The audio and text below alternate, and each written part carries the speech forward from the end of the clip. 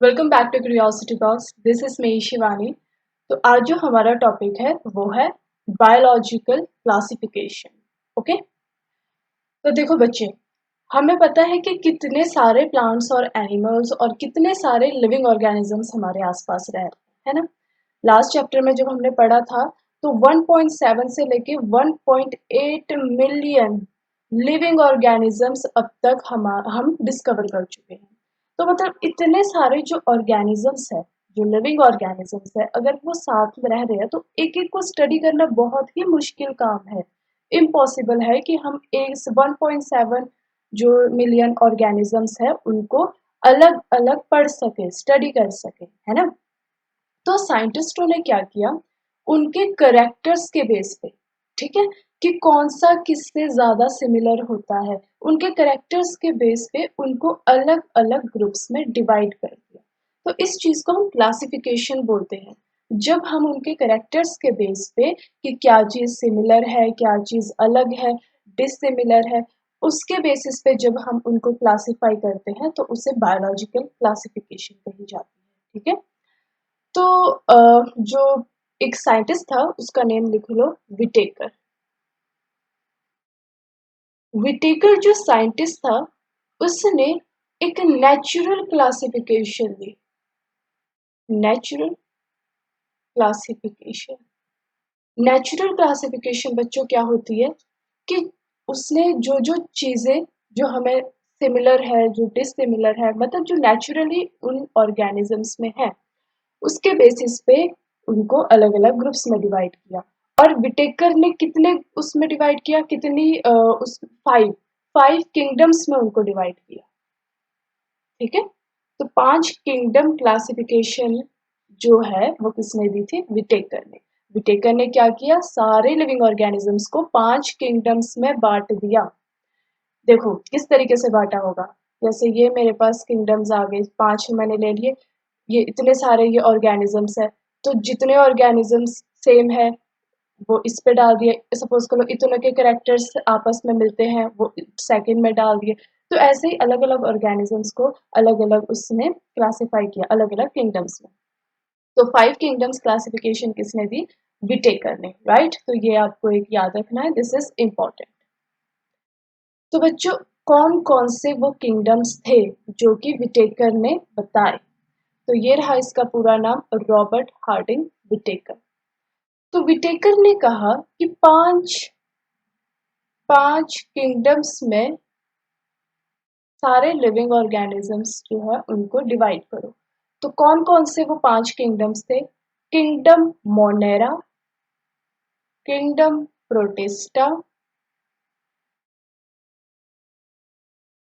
Kingdom fungi, kingdom प्लांटाई और kingdom animalia, ठीक है। अब देखो, प्लांटाई और एनिमेलिया से आपको पता लग रहा होगा कि प्लांटाई किंगडम में क्या होंगे, उसने सारे प्लांट्स को रख दिए होंगे, है ना, सारे प्लांट्स रख दिए होंगे, जितने भी प्लांट्स थे प्लांटाई किंगडम के अंडर आ गए। एनिमेलिया के अंडर सारे एनिमल्स आ गए। फंजाई के अंडर सारी फंजाई वगैरह आ गई, जैसे मशरूम होती है, वो मशरूम भी तो एक फंजाई है ना। तो इसमें सारे फंजाई वगैरह आ गए इस तरीके से। प्रोटिस्टा, प्रोटिस्टा में जैसे अमीबा देखा होगा आपने, अमीबा हम पढ़ते हैं बहुत छोटी क्लासेस में भी। तो जो अमीबा है वो एक प्रोटिस्ट है, तो वो सारे जो है वो प्रोटिस्टा के अंदर आ गए। मोनेरा में बच्चे सारे जो प्रोकैरियोट्स है, जो हमारे बैक्टीरिया है, जो बैक्टीरिया है वो किसमें आएगा, मोनेरा में। तो जितने भी बैक्टीरिया है वो क्या है, मोनेरा किंगडम के अंदर आते हैं, ठीक है। तो ये क्लासिफिकेशन किसने दी, विटेकर ने। तो यहाँ पे आप देख सकते हो, मोनेरा, मोनेरा में सारे बैक्टीरिया, प्रोटिस्टा, ये रहा अमीबा, प्लांटाई में सारे प्लांट्स है, फंजाई, राइट, एंड एनिमलिया में सारे एनिमल्स। ओके, तो कुछ जो करेक्टर्स है जिसके बेसिस पे उसने 5 किंगडम्स को डिवाइड किया, वो हम अभी पढ़ेंगे कि कौन कौन से करेक्टर्स है। उससे पहले एक और चीज हमें देखनी है। विटेकर ने देखा कि ये सारे लिविंग ऑर्गेनिजम्स जो है वो इन इन किंगडम्स में आ जा रहे हैं, है ना, इनके करेक्टर्स इस किंगडम से मैच कर रहे हैं। पर कुछ ऑर्गेनिजम्स ऐसे थे जिनके करेक्टर्स किसी भी किंगडम से मैच नहीं करते थे, जो बहुत ही अलग थे। तो उसने उसको किसी किंगडम में नहीं डाला, बाहर ही एक्सक्लूड कर दिया। तो वो जो ऑर्गेनिजम्स है वो उनका कोई किंगडम ही नहीं बनाया अलग से। तो कौन कौन से है वो भी हम पढ़ेंगे इस चैप्टर में। जैसे वायरस है। अब वायरस को हम लिविंग और नॉन लिविंग कुछ भी नहीं कहते। तो जो लिविंग और नॉन लिविंग की जो बाउंड्री होती है ना, वहां पे हम वायरसेस को रखते हैं। ठीक है। क्यों? क्योंकि जो वायरस बाहर होता है, जैसे आसपास जो वायरस है वो नॉन लिविंग होता है। लेकिन जैसे ही वायरस किसी लिविंग के अंदर चला जाता है तो वो एक लिविंग की तरह एक्ट करने लग पड़ता है। तो अब हमें ये पता ही नहीं कि वो एक्चुअल में उसको हम किस किंगडम में रखें। ना वो लिविंग है ना वो नॉन लिविंग है। तो वायरस एक नॉन लिविंग और लिविंग के बीच का जो वो है, जो लाइन है बीच की, वहां पे हमने वायरस को रखा हुआ है, बीच में रखा हुआ है। ना लिविंग है ये ना नॉन लिविंग। तो ऐसे ऑर्गेनिजम्स को कोई भी किंगडम में नहीं रखा। और जो है कुछ और एग्जांपल्स हैं, जैसे कि लाइकन हो गया और वीरियोइड्स हो गए, प्रियॉन हो गया। तो ये कुछ एग्जांपल्स है जिन जो कि किसी भी किंगडम में नहीं है। ठीक है। तो बच्चों अब हम करेक्टर्स देखते हैं। तो कौन कौन से हमने 5 किंगडम्स पढ़े थे? Monera, protista, fungi, प्लांटाई and Animalia. तो सेल टाइप से शुरू करते हैं। जो प्रोकैरियोट्स होंगे वो किस में आएंगे? मोनेरा में आएंगे, क्योंकि मोनेरा में प्रोकैरियोट्स है, बैक्टीरिया है। तो बैक्टीरिया किस में आ गया हमारा? बैक्टीरिया और प्रोकैरियोट्स ना, किस में आ गया? मोनेरा में। अब बच्चे मोनेरा ही सिर्फ एक ऐसा किंगडम है जहाँ पे प्रोकैरियोट्स होते हैं, जिसमें सिर्फ प्रोकैरियोट्स ही है। जितने भी बैक्टीरिया है वो सिर्फ मोनेरा में है। बाकी जितने भी किंगडम्स है वो उनमें सारे यूकैरियोटिक ऑर्गेनिजम्स है। अब आपको प्रोकैरियोट और यूकैरियोट दोनों में डिफरेंस पता है कि जो प्रोकैरियोट्स होते हैं उनमें सेल ऑर्गेनेलिस एब्सेंट होती है। वेल डिफाइंड न्यूक्लियस जो होता है, न्यूक्लियस एब्सेंट होता है। लेकिन यूकैरियोट्स में हमारा न्यूक्लियस भी प्रेजेंट होता है और सेल ऑर्गेनेलिस भी प्रेजेंट होती है, राइट। तो जितने भी हमारे पांच जो चार किंगडम बच गए, इनमें क्या होते हैं? यूकैरियोटिक ऑर्गेनिजम्स होते हैं। इनके सेल सारे कैसे होते हैं? यूकैरियोटिक होते हैं। सेल टाइप पर आ जाओ, अब सेल वॉल पर आ जाओ, सॉरी। वॉल जो जैसे वॉल होती है, जो बैक्टीरिया होगा, बैक्टीरिया के आसपास जो वॉल है, सबसे पहले हम वो देखते हैं। मोनेरा पढ़ रहे हैं, मोनेरा में बैक्टीरिया आता है। तो बैक्टीरिया की वॉल किससे बनी होती है हमारी बच्चे? पेप्टिडो ग्लाइकेन की बनी होती है। ठीक है। प्रोटिस्टा में जो वॉल होती है किसी किसी में प्रेजेंट होती है लेकिन किसी में एब्सेंट होती है। फंजाई में, ये बहुत इंपॉर्टेंट है, फंजाई की सेल वॉल किससे बनी होती है? काइटिन से। ठीक है, ये याद रखना है, दिस इज इम्पोर्टेंट। फंजाई की सेल वॉल किससे बनी होती है? काइटिन से। प्लांट्स में सेल वॉल प्रेजेंट होती है, यस प्रेजेंट होती है। और सेल वॉल किससे बनी होती है बच्चे? सेलुलोज से। प्लांट्स की सेल वॉल सेलुलोज से बनी होती है। एनिमल्स में सेल वॉल होती है। हम एनिमल सेल्स जब पढ़ा था, क्या उस पर हमने सेल वॉल पढ़ा था? नहीं। तो प्लांट जो एनिमल्स है उनमें सेल वॉल नहीं होती। ओके। न्यूक्लियर मेम्ब्रेन पे आ जाओ। न्यूक्लियस ही नहीं होता तो मेम्ब्रेन कहाँ होगी? मोनेरा में एब्सेंट होती है न्यूक्लियर मेम्ब्रेन। प्रोटिस्टा में प्रेजेंट होती है। फंजाई में भी प्रेजेंट होती है, बाकी सब में प्रेजेंट होगी, क्योंकि यूकैरियोटिक है तो न्यूक्लियस होगा, न्यूक्लियस है तो न्यूक्लियर मेम्ब्रेन भी प्रेजेंट होगी, राइट। Body organisation. देखो बच्चे, बॉडी ऑर्गेनाइजेशन मतलब जो बॉडी के जो सेल्स है वो किस तरीके से ऑर्गेनाइज्ड है, राइट। तो जो बैक्टीरिया है, बैक्टीरिया तो सिंगल सेल्ड होता है ना, इस तरीके से। तो इसकी जो बॉडी ऑर्गेनाइजेशन होगी सेलुलर होगी, सेल्स से बनी होगी। ठीक है, सिंगल सेल से बनी होगी इस तरीके से।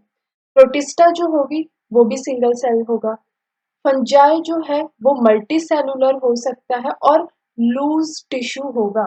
देखो, ये बात आपको पता है, जो हमने सेल टॉपिक पढ़ा था तब हमने बोला था कि जो सेल है, सेल जब आपस में ग्रुप हो जाते हैं तो टिश्यू बनाते हैं।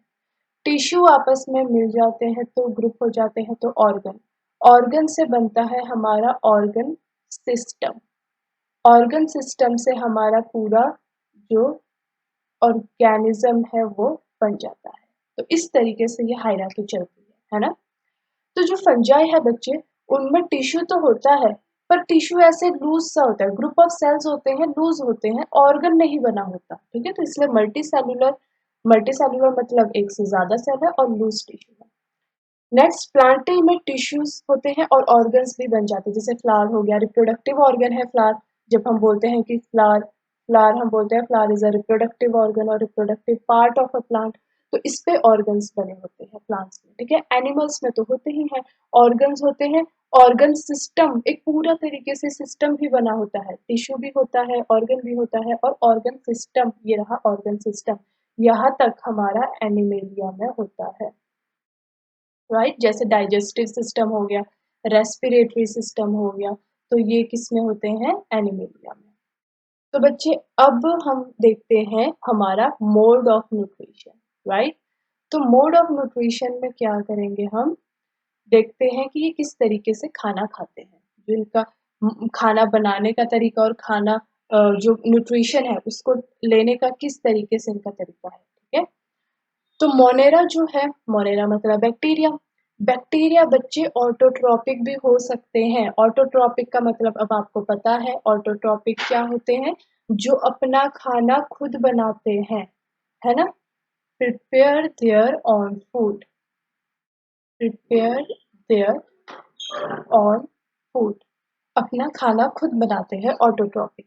तो कुछ बैक्टीरिया ऐसे होते हैं जो खुद ही अपना खाना बना सकते हैं, उनको बोलते हैं हम केमोसिंथेटिक एंड फोटोसिंथेटिक, ठीक है। फोटोसिंथेटिक जो होगा वो तो लाइट की हेल्प से बना सकते हैं, और जो केमोसिंथेटिक बैक्टीरिया है वो केमिकल्स की हेल्प से खाना बना सकते हैं। एंड इनमें हिट्रोट्रॉपिक मोड ऑफ न्यूट्रिशन भी होता है। देखो हिट्रोट्रॉपिक क्या होगा, हिट्रोट्रॉपिक होगा जो किसी दूसरे ऑर्गेनिज्म पे डिपेंड होगा, न्यूट्रिशन के लिए किसी दूसरे ऑर्गेनिज्म पे डिपेंड होगा,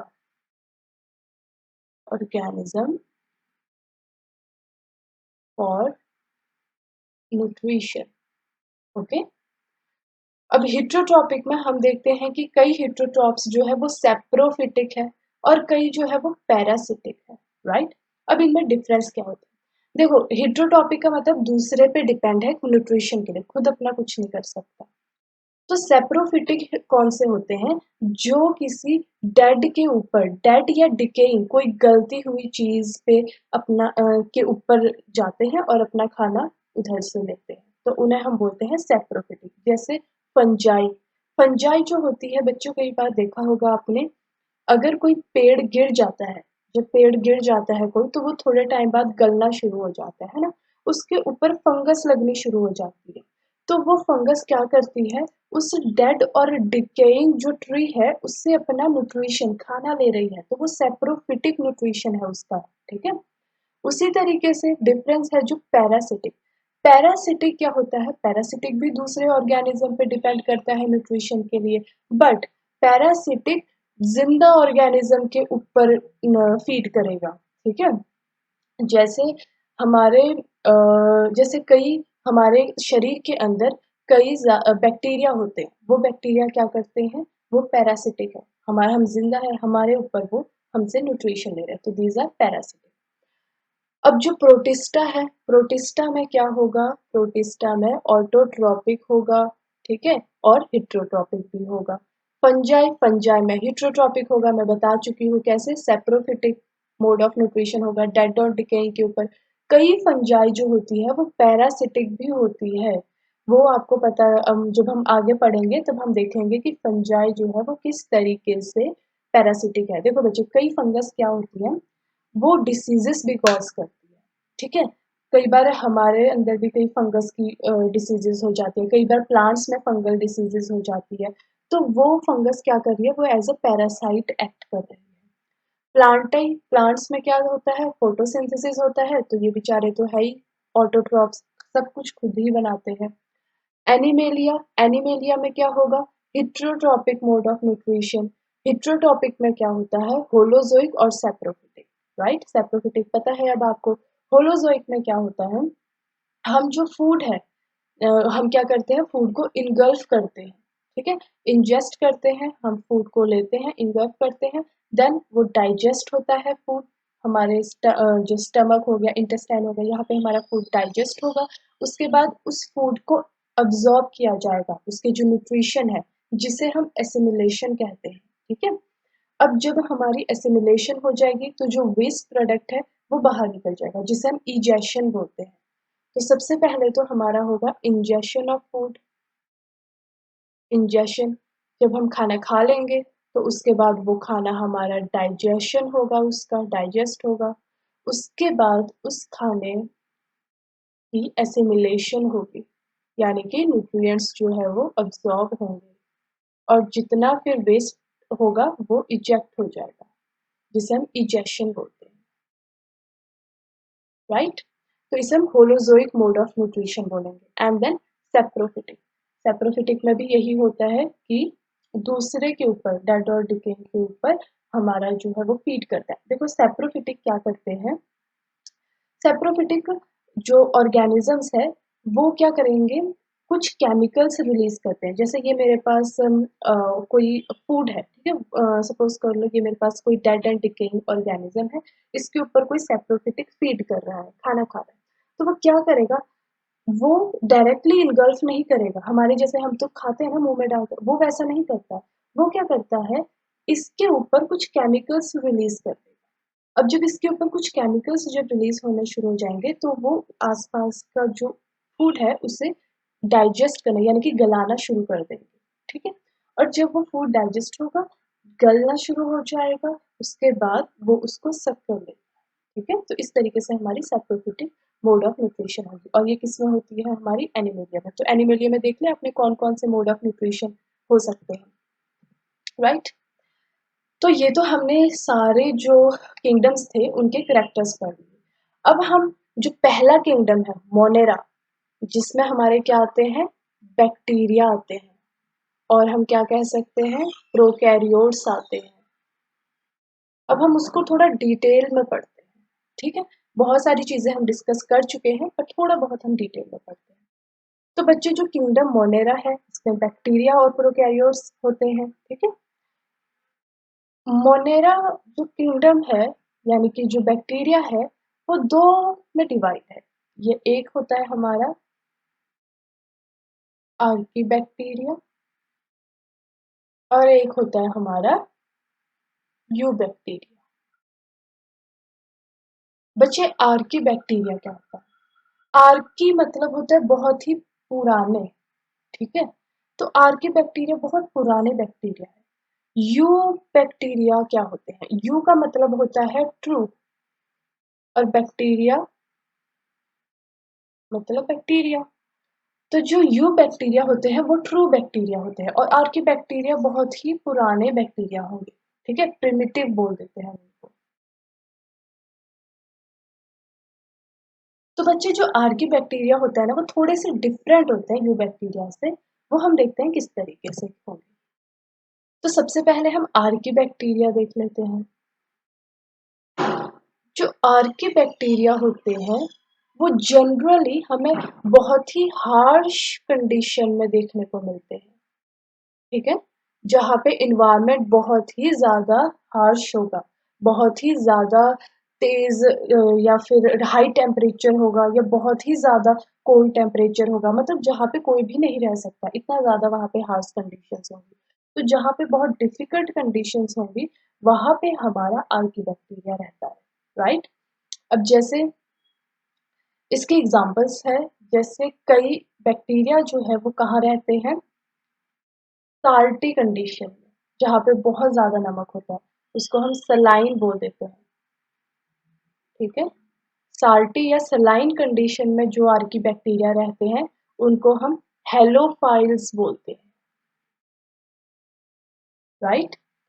जो आर्की बैक्टीरिया बहुत ही ज़्यादा हाई टेम्परेचर या फिर बहुत ही ज़्यादा गर्म जो होते हैं, जैसे यहाँ पे देखो कोई वाटर हमने देखा होगा कई बार, अर्थ में थोड़ा पानी वगैरह सा होता है जहाँ से कॉन्टिन्यूसली हीट वगैरह निकलती रहती है, राइट। तो ऐसे कंडीशंस में जहाँ पे कोई ऑर्गेनिज्म नहीं रह सकता, वहाँ पे आर्किबैक्टीरिया रहते हैं। देखो कितनी हार्ड कंडीशंस है। तो जहाँ पे हाई टेम्परेचर होता है, हाई टेम्परेचर, उस कंडीशन में जो रहने वाले बैक्टीरिया होते हैं उन्हें हम बोलते हैं थर्मो एसिडोफाइल, राइट। अब कई जो बैक्टीरिया होते हैं आर्किबैक्टीरिया, वो मार्शी कंडीशन में रहते हैं। मार्शी कंडीशन क्या होती है? जहाँ पे मिथेन गैस होती है, जो CH3, जो मिथेन गैस होती है वो प्रोड्यूस होती रहती है, ठीक है। तो जो मार्सी कंडीशन में रहने वाले बैक्टीरिया है उनको हम बोल देते हैं मिथेनोजेंस। तो बच्चे जो मिथेनोजेंस होते हैं ना, वो जो काव होती है ना, हमारी गाय होती है, गाय भैंसे वगैरह, उनके स्टमक में भी मिथेनोजेंस बैक्टीरिया रहते हैं, राइट। और ये मिथेन, अब ने सुना होगा कि जो काव वगैरह होती है वो मिथेन गैस प्रोड्यूस करती है ना, मिथेन गैस प्रोड्यूस करती है। उनका जो गोबर वगैरह होता है उसमें मिथेन गैस होती है। वो कैसे होती है? वो इन्हीं बैक्टीरिया की वजह से होती है, क्योंकि ये बैक्टीरिया जो होते हैं ये मिथेनोजेंस होते हैं, मिथेन गैसेस वगैरह रिलीज करते रहते हैं, ठीक है। तो ये हो गए हमारे मिथेनोजेंस। कुछ जो इम्पोर्टेंट पॉइंट है जो इस आर्किबैक्टीरिया की, वो हम और देख लेते हैं। आर्किबैक्टीरिया का जो सेल वॉल होता है, सेल वॉल, वो बच्चे सूडो म्यूरिन से बना होता है। किससे बना होता है? सूडो म्यूरिन से। कई बार ये पूछ लिया जाता है, तो आप याद रखना, क्योंकि जो सेल वॉल होती है आर्किबैक्टीरिया और जो यू बैक्टीरिया है, या जिन्हें हम सिंपल बैक्टीरिया भी बोल देते हैं, ट्रू बैक्टीरिया, उनकी सेल वॉल में थोड़ा डिफरेंस होता है। तो जो आर्किबैक्टीरिया होते हैं उनके सेल वॉल सूडो म्यूरिन से बनी होती है, राइट। और जो बैक्टीरिया होते हैं, जो यू बैक्टीरिया या जिन्हें हम सिंपली बैक्टीरिया बोल देते हैं, उनकी किससे बनी होती है? पेप्टिडोग्लाइकन। और पेप्टिडोग्लाइकन को कई बार हम म्यूरिन भी लिख देते हैं, ठीक है। अब हम यहाँ पे बात करते हैं यू बैक्टीरिया की। यू बैक्टीरिया बच्चे मतलब ट्रू बैक्टीरिया, और यू बैक्टीरिया को हम सिंपली बैक्टीरिया भी बोल सकते हैं, राइट। अब बैक्टीरिया में क्या क्या होता है, एक बार हम इसकी डायग्राम बना के देख लेते हैं। मेरे बैक्टीरिया में एक होगा सेल मेम्ब्रेन। देखो बैक्टीरिया को ना बहुत अच्छी प्रोटेक्शन मिली होती है, ठीक है। तीन तीन एनवलप्स होते हैं इनमें। तो पहली एनवलप होगी सेल मेम्ब्रेन। ये जो सेल मेम्ब्रेन है, इसके बाहर एक और एनवलप होती है, एक और एनवलप होती है इसकी सेल वॉल की लेयर होती है, ठीक है। और सेल वॉल के भी बाहर एक और लेयर होती है, और बना देते हैं इस तरीके से, और इसको हम क्या बोल देते हैं? ग्लाइकोकेलेक्स। तो बच्चे देखो आप, कितनी ज्यादा प्रोटेक्शन है सेल, जो बैक्टीरिया है उसके सेल को। तीन तीन मेम्ब्रेन है, तीन तीन एनवलप्स है। पहला है सेल मेम्ब्रेन, उसके बाद सेल वॉल, देन ग्लाइकोकेलेक्स। तो ये जो होंगे ये थ्री एनवलप्स हो गए, थ्री सेल एनवलप, ओके। अब ये जो बैक्टीरिया है ये मूवमेंट भी करेगा, तो मूवमेंट करने के लिए इसके पास एक होता है फ्लैजिला, लॉन्ग फ्लैजिला। कई बैक्टीरिया में एक से ज्यादा फ्लैजिला भी हो सकते हैं, कई में सिंपल एक फ्लैजिला भी हो सकता है, डिपेंड करता है कौन सा बैक्टीरिया है, ओके। अंदर हमारा जो डीएनए है सर्कुलर होगा और ऐसे ही पड़ा होगा, कोई न्यूक्लियस नहीं है, ठीक है। तो ये हो गया मेरा सर्कुलर डीएनए। राइबोसोम्स पड़े होंगे। राइबोसोम्स बच्चे कौन से वाले होंगे? 70S, 70S राइबोसोम्स, क्योंकि प्रोकैरियोट्स है ना, बैक्टीरिया है, तो कौन से राइबोसोम? 70S ribosome. अब बेटा देखो, ये मैंने बना दिया सर्कुलर डीएनए। अब प्रोटीन भी तो बनने हैं। ये राइबोसोम का काम क्या होता है? प्रोटीन बनाना। तो जो प्रोटीन्स हमारे बैक्टीरिया के अंदर बनते हैं, जैसे ये मेरे पास प्रोटीन बना, तो ये जो आप पहले एमआरएनए बनता है ना, देखो पहले क्या होता है, हमारा जो डीएनए है, थोड़ा सा मैं बता देती हूँ। डीएनए से हमारा एमआरएनए बनता है। एमआरएनए जो होता है, उस सपोज दिस इज एमआरएनए जो मैंने लाइन लगा दी है, इस एमआरएनए के ऊपर राइबोसोम्स जाके जुड़ जाते हैं, ठीक है, और फिर क्या बन जाता है हमारा प्रोटीन। तो यहाँ पे जो एमआरएनए है, जो हमारा प्रोकैरियोट या फिर जो बैक्टीरिया का एमआरएनए है, उसके ऊपर बहुत सारे राइबोसोम्स जुड़ जाएंगे और इस स्ट्रक्चर को हम बोलते हैं पॉलीसोम्स। ओके, देन यहाँ पे हमारे पास छोटे छोटे इंक्लूजन बॉडीज होंगी।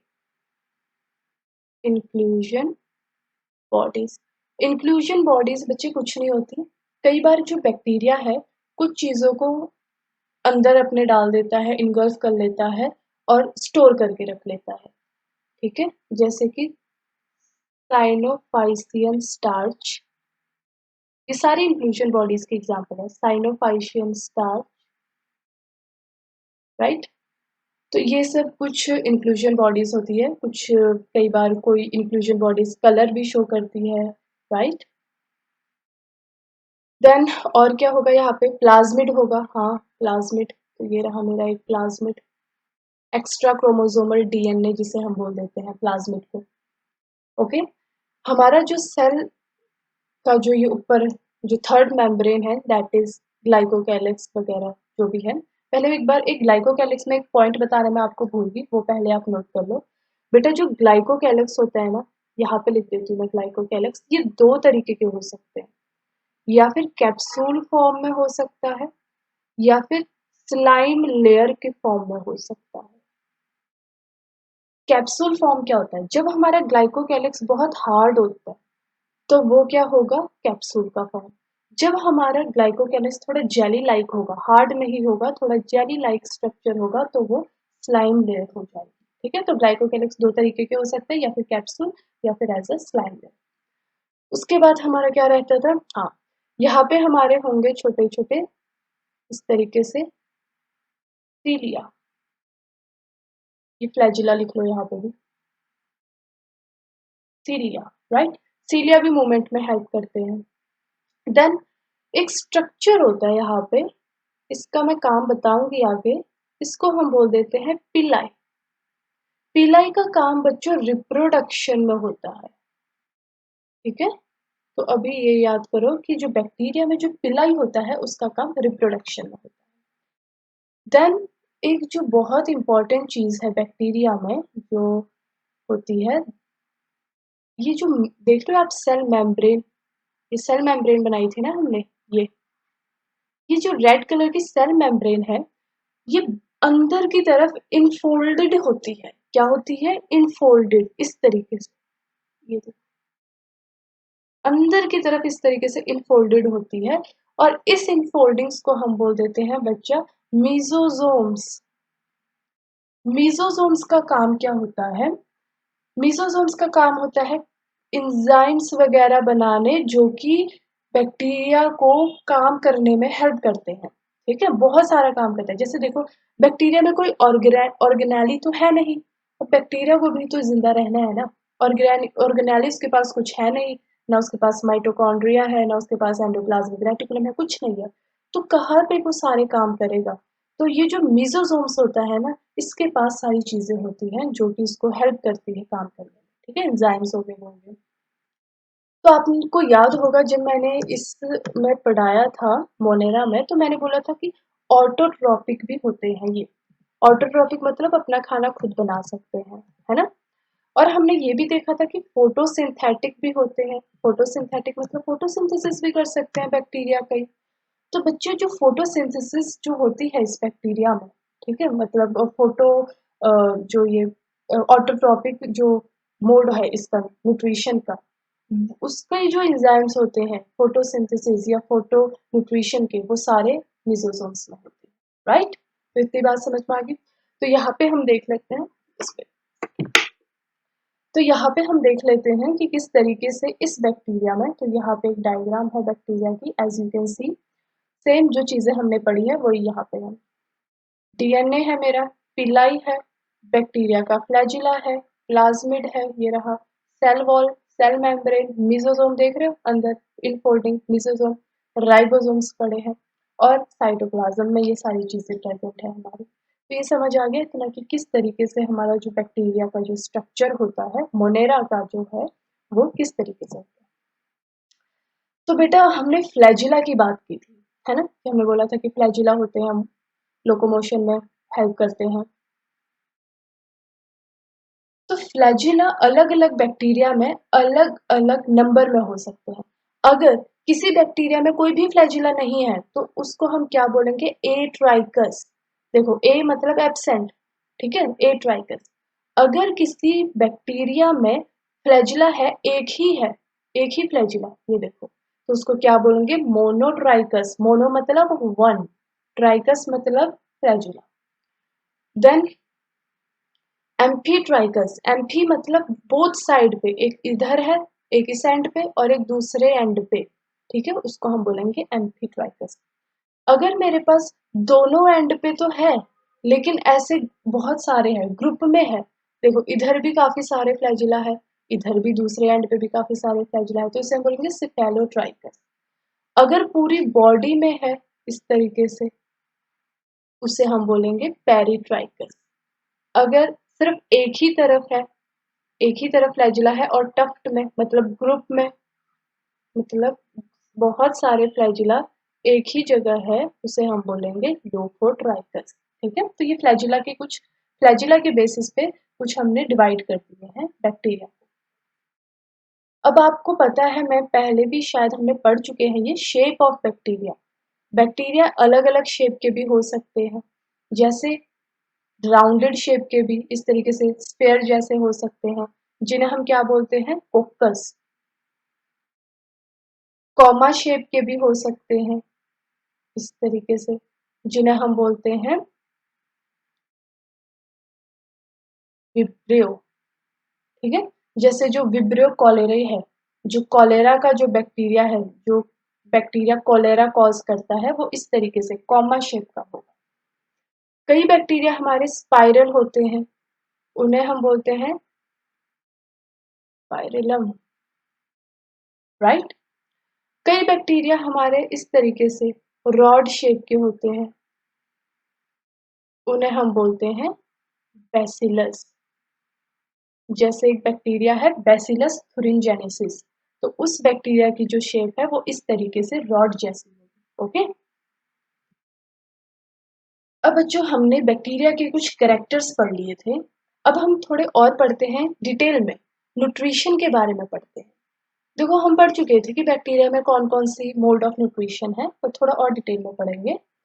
एक बैक्टीरिया है जिसकी एग्जाम्पल है, जिसको हम साइनोबैक्टीरिया बोलते हैं, राइट। साइनोबैक्टीरिया को कई बार हम ब्लू ग्रीन एल्गा भी बोल देते हैं, ब्लू ग्रीन एल्गा, ये याद रखना क्योंकि ये बहुत इंपॉर्टेंट है, आगे भी हम पढ़ेंगे। ब्लू ग्रीन एल्गा भी बोल देते हैं साइनोबैक्टीरिया को, राइट। तो बच्चों जो ये साइनोबैक्टीरिया है ना, ये क्या करता है, ये फोटोसिंथेसिस कर सकता है, फोटोसिंथेसिस कर सकता है। क्यों कर सकता है, कैसे, बैक्टीरिया है, ये प्लांट तो है नहीं, प्लांट नहीं है, प्लांट फोटोसिंथेसिस करते होते थे, पर ये तो बैक्टीरिया है। तो आपको याद होगा प्लांट्स में क्या होता था, क्लोरोफिल ए होता है ना, और क्लोरोफिल ए जो होता है वो फोटोसिंथेसिस करवाने में हेल्प करता है। तो बच्चे जो ये ब्लू ग्रीन एल्गा है, इसमें भी क्लोरोफिल ए प्रेजेंट होता है, ग्रीन कलर का ये इसीलिए ही होता है, जब आप इसको देखोगे ना तो ब्लूइश ग्रीन दिखेगा। तो ये जो ब्लू ग्रीन एल्गा है, ये क्या होता है, इसमें क्लोरोफिल ए प्रेजेंट होने की वजह से ये फोटोसिंथेसिस कर सकता है।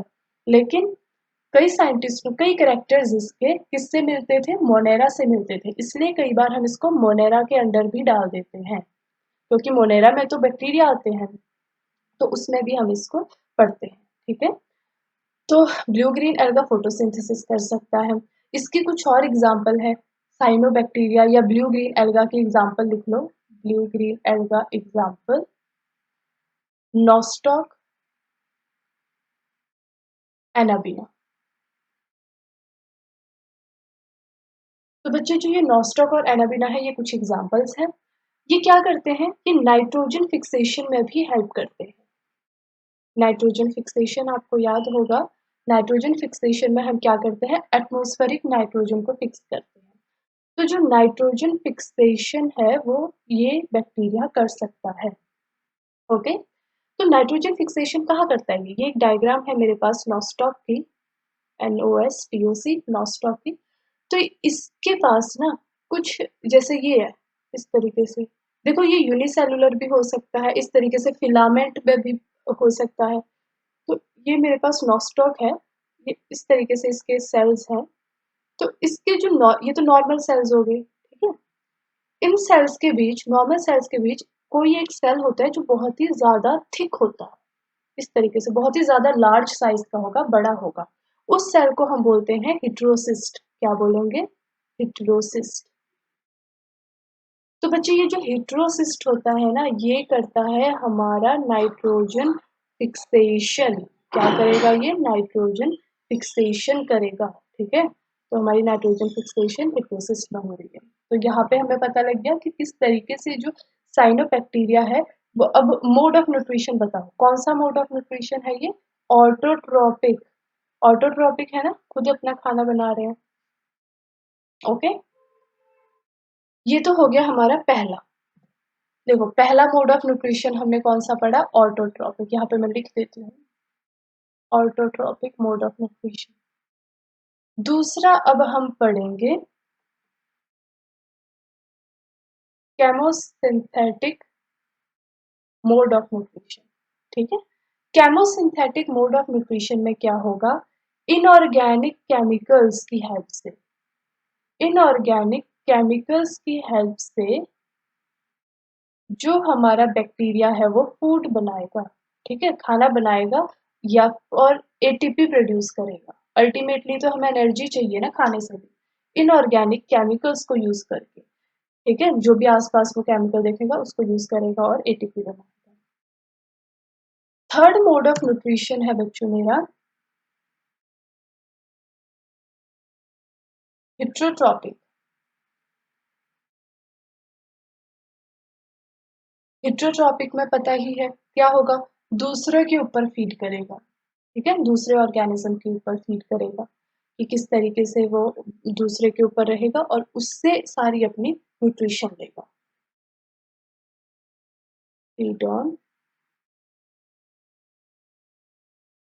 Other organism. नेक्स्ट हमारा आ जाता है रिप्रोडक्शन। बैक्टीरिया दो तरीके से रिप्रोडक्शन कर सकता है, एसेक्सुअल या फिर सेक्सुअल। तो बच्चे पहले हम एसेक्सुअल के बारे में पढ़ते हैं। एसेक्सुअल है जैसे कि बाइनरी फिजन।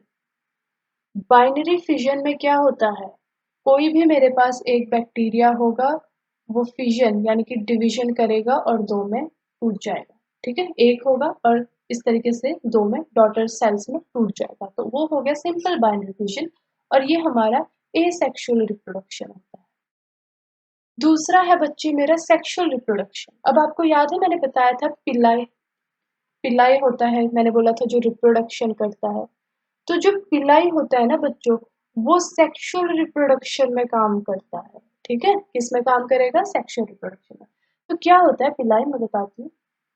इस तरीके से मेरा एक बैक्टीरिया है, इस बैक्टीरिया का ये रहा अपना जेनेटिक मटीरियल, ये रहा मेरा दूसरा बैक्टीरिया, ये रहा मेरा दूसरे बैक्टीरिया का जेनेटिक मटीरियल। तो ए सेक्सुअल में क्या हो रहा था, ए सेक्सुअल में एक ही बैक्टीरिया, कोई दूसरे बैक्टीरिया के इन्वॉल्वमेंट नहीं थी, कोई दूसरा बैक्टीरिया नहीं आ रहा था, एक ही बैक्टीरिया अपने आप को दो में तोड़ देता है। लेकिन सेक्सुअल रिप्रोडक्शन में क्या हो रहा है, दो बैक्टीरिया इन्वॉल्व है। अब ये बैक्टीरिया क्या करता है, इसके पास पिलाई है, इसके पास भी पिलाई है, तो ये पिलाई इस तरीके से जुड़ जाएंगे,